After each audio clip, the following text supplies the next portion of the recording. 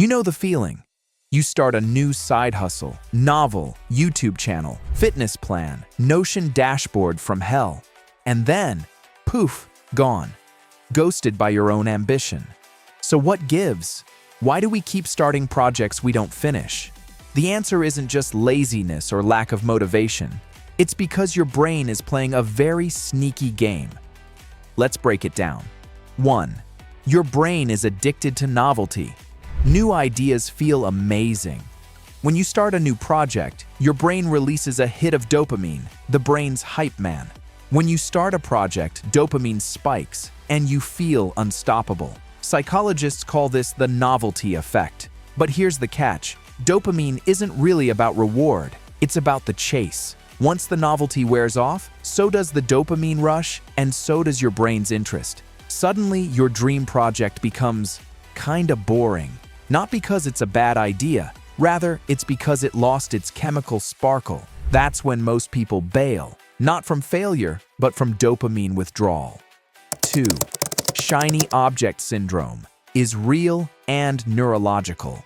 Ever ditched a half-built website because a new app idea felt more exciting? Welcome to shiny object syndrome. It's not just a lack of discipline, it's a neurological pattern. Think of it a brain tug-of-war. Your prefrontal cortex wants long-term wins. Your limbic system wants whatever's shiny right now. And guess which one has better marketing? So while you're halfway through building your empire, your emotional brain goes, hey look, a new course, tool, or biz idea that promises everything in 3 weeks. And just like that, you bounce. 3.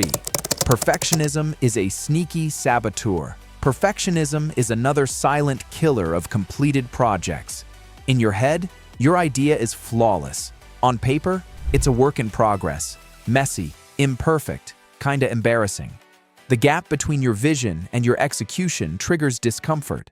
So you pause, you tweak, you overthink, and eventually, you shelve it. Not because it's bad, because it's just not as good as you imagined. This fear of not doing it exactly right can cause you to unconsciously sabotage your own progress. It's safer to leave it unfinished than to risk failing at something that matters. You see, perfectionism doesn't demand excellence. It demands avoidance. 4. Creative burnout and decision fatigue. Here's a huge part they don't tell you. Finishing something is emotionally expensive. Every stage of your project demands tiny decisions. What's next? Is this the right choice? Will this even work? And each decision drains you until your brain rebels and goes, you know what's easier? Let's open TikTok or start something new. That feels productive, right? That's your brain wanting a dopamine shortcut. This is especially common in creatives and entrepreneurs who juggle multiple roles at once. So, how do you actually finish things? 1. Embrace boring yes, really. When the excitement fades and it starts to feel like a slog, that's not failure, that's the work. Success often looks like doing the unsexy stuff after the honeymoon phase ends. Expect it, power through it, and enjoy the feeling of a job well done on the other side of boring when through. 2. Use the 80% rule. Perfection is the enemy of progress. Forget about it and aim for done to mean 80%. It'll reduce the mental pressure and help you build momentum. You can always polish later, but only if there's something to polish. This done-ish beats ideal every time. 3. Schedule old project time. 1 hour a week, no new ideas, no fresh starts, just you, revisiting a half-built dream, something you've already started, something that needs to hit that 80% mark. Sometimes reigniting is just a matter of reopening the file and reconnecting. 4th, track small wins.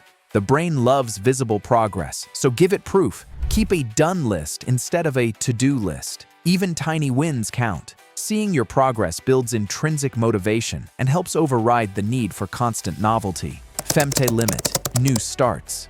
Set a rule. No starting something new until you finish or archive what you're already building.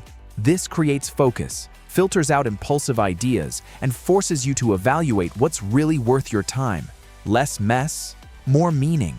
Here's the truth. Starting is easy. Finishing is a skill, and just like any skill, it gets stronger the more you practice with intention. Your unfinished projects aren't failures. They're data. They reveal your patterns, your fears, your energy dips. And once you see that pattern, you understand why you stall and can begin finishing more of what you started with clarity, finesse, and giving yourself grace. If this hit home, give it a like. Share it with your fellow chronic starters. And if you want more videos that unpack your creative glitches with science, strategy, and a little sass, you know what to do. Subscribe. Stick around. Let's finish what we started.